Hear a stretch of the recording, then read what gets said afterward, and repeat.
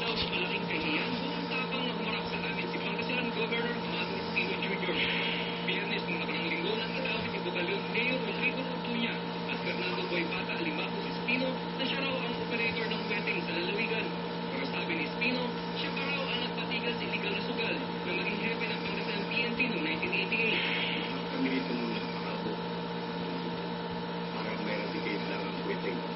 Papatubo lang kami ng buhok pag wala na. Umabot kami siguro na kulang sa taon.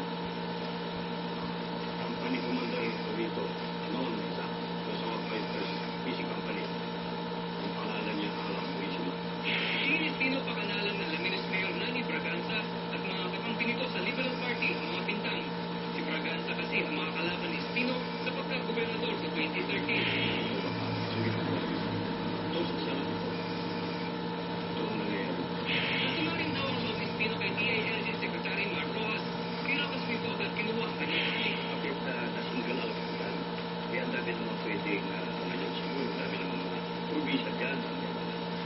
INI, STL, may mga illegal gambling, may mga guerrilla na tinatawag nilang pwede. So, bakit ako lang?